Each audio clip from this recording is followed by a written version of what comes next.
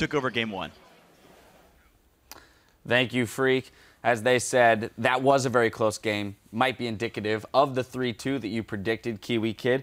Now, jumping into it was mentioned on the desk, so I'm just going to hit it first. The Shen pick for Impact, although not victorious, did work to some degree, and they have shown a lot of success on it in the past. Yeah, his Shen ults were really effective throughout the early game. I feel like the mid game it collapsed, and then people were going in too early, or he wasn't ulting the right person, or people were in really strange positions. So I thought they were playing it effectively. I just felt like they weren't able to utilize it later on in the game, and they didn't get as much of an advantage off of it as they had intended. Yeah, Kiwi, even with the Olaf pickup, which was the proposed counter pick to Shen, Tip still seemed to be using that champion very well. Yeah, I mean, of course, Shen is probably never going to be Olaf one-on-one. And we've seen that numerous times with a lot of previous matchups of other LCS teams. But there is a way you kind of play against Shen against Olaf, and that's to create disruption on other sides of the map. It's kind of the way like Maokai plays almost every matchup. You just kind of want to farm up. Break even is very good, and Shen has 2 teleports, so that's one more than the other, and you just want to fight. We saw that manifest pretty early on into the game. We are not showing this replay, but there was an early tower dive by CLG that was countered by Tip. Soon to follow, Tip went for their own tower dive on the opposite side of the map. That was kind of what created for them that massive early game lead. And there's some really strange things that happened after that, because Apollo got starved of CS, even though there were 2 global plays made around him right before that. He then got in a solo lane against Zion, and a fight happened on the opposite side where Impact got killed pushing bottom.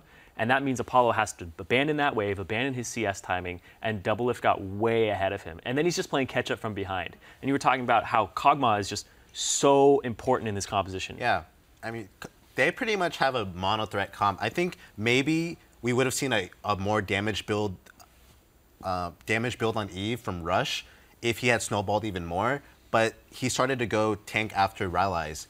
And so since Apollo is pretty much the only damage build, as Lulu is mostly there just for shields and ults, the moment he fell behind, CLG had so many openings, and they looked a lot better in teamfights just because they had more damage. Right, yeah, this game, although went back and forth so many different times. I do want to pull up our only replay rather. 21 minutes of the game. This is CLG playing from behind, picking up a 4-for-1 in the top. Rivers, Irene, I'm gonna let you take this one. Well, you're talking about how Eve might have had a more damaging build. Here, you're gonna see, if he had had a damaging build, he probably would have been eliminated immediately. That's kind of the catch-22 here against a Victor, is you want the damage in this composition, but you're against a Victor who's just going to absolutely destroy you, like right here. Rush and Gate just get so much damage onto them. But I love this flash here from Pobelter. As soon as the, boom, taunt comes through, he gets to the other side. Now he's out of threat range. He almost dies. See, one more auto there before the shield would have done it. But the big part of this fight was Zion Spartan kept Apollo out the entire time. And then Apollo doesn't have effective uptime. He wastes his W duration, and now he's basically a 500 range Kog'Maw having to run around. In this play right here, just beautiful. Kiwikid. Man, I love Afro. he flashed W and queued for that Flash play. W, skill shot play. Oh my God, Afro, are you serious? Like, that's the only thing Afro would do. I can't even say I would do that play. I feel graced by watching that play. It was just so, like, it was just so good. And, you know, like a team fight, if you start with the Lulu on yourself, you're probably gonna lose that fight. Yeah. If you're a backline or you're in the front line, and yeah, it was just a really bad start for TIP. And, you know, Zion, like you said, played it really well. He was like kind of kiting Kog'Maw back and forth and not just diving, and it was just really well played by CLG. Right, but that was only the midpoint of the game.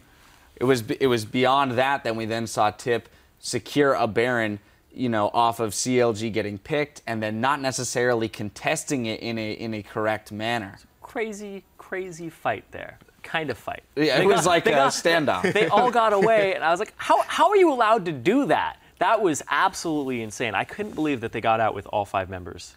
Yeah. Right, but then you follow that, This is just to illustrate the back and forth of the game. Yeah. You follow that with the over-aggressive dive by Tip in the bot lane, having had the Baron. Apollo seeing the teleport come in, just taking turret shots as Zion arrives to the fight. That's where I feel like the game really turned around because they had the Baron, they had gotten in with everybody up, they were going to split push, and then they decide, oh, let's go for an extremely aggressive play instead of sieging, and this is what bit TIP. Because the Kog'Maw, like, you have like 3 options there, and they are all way better than the one you chose. I didn't even think that was an option. Right, that shouldn't be on the list of options. You kill those last few minions, you make it so the turret's hitting minions instead of targeting whoever, and then maybe you can walk by. Right. Or you go up, or you go away, right?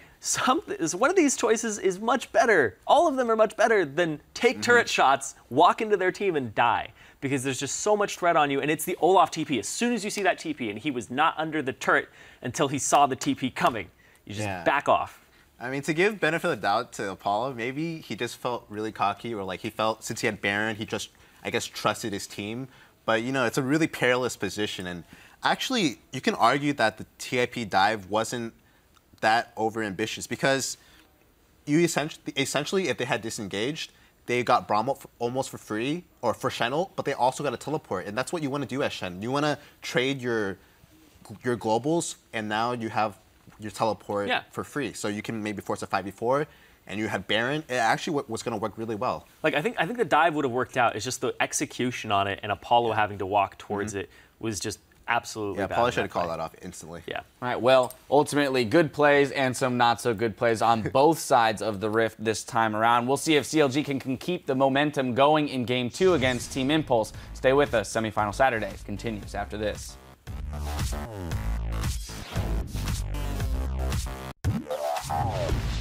So quiet, guys.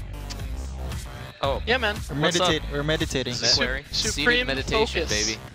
Supreme focus. Supreme. Big knockup from Adrian. The fight continues and double lift goes down. Rush kiting away from Zion. Spartan survives the encounter. Okay, going on Tristan. Oh, Echo. Brom. We're thinking. No, gimme. Okay. Nice. I'm cutting back. I might go right. I'm gonna exhaust dog. I exhaust the dog. Right. I got Lulu. Yo, go on this guy. Shen. Then I can reset. Apollo's in a bad spot. Oh, wow. Overextension Apollo. Way too far forward. Doing his Charlotte impression. Goes down to the bot tier 2 turret. There goes Triple if the shields come in. He goes down. But he gets hexed. And now Apollo's going to die for that one. A double kill. Counter Logic Gaming in the semifinals take Game 1.